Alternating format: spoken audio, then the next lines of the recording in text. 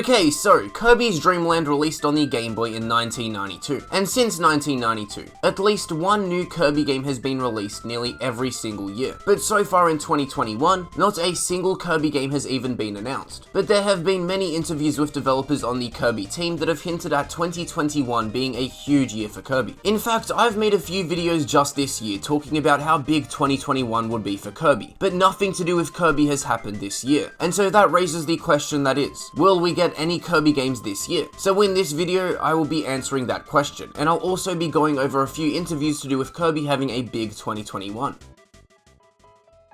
Alright, so while I do think that we'll get at least one Kirby game this year, I don't think that game is going to be anything revolutionary for the Kirby series. Since 2014, at least one Kirby game has released every single year, and I doubt Nintendo would want to break that chain. But seeing as Nintendo's second half of 2021 is absolutely packed, Nintendo aren't going to release a huge 3D Kirby game, as for one, every month this year other than August and December have a first party game releasing, and for two, if Nintendo were to release a huge Kirby game in either August or December, it definitely won't release in August, as that would barely give Nintendo 1 month to promote the game, and it wouldn't make any sense to release it in December, as Nintendo already have 4 huge holiday games that are said to be releasing at the end of the year. So it would just be stupid if Nintendo were to release a 3D Kirby game at around the same time as Metroid Dread or the Diamond and Pearl remakes. It would just cause both games to overshadow each other, which would result in less sales for both games. That's why I reckon Nintendo will just release a small spin-off Kirby game in August that's free and doesn't collide with Nintendo's big first-party games. Both the Kirby Fighters games got announced and released on the same day, so I reckon something similar will happen with whatever this game ends up being.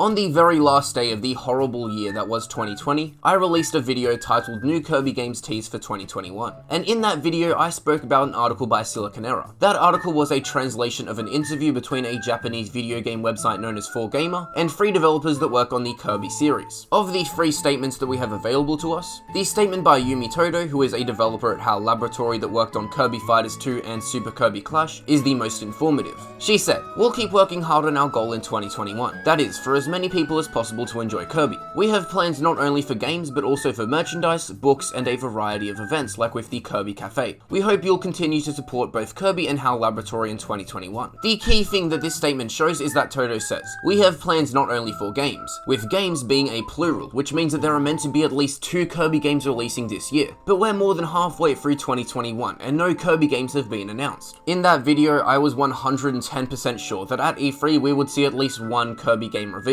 But all we saw in Nintendo's E3 Direct that had anything to do with Kirby was Kazuya throwing Kirby off a ledge. But that wasn't the only video I made on Kirby having a big 2021.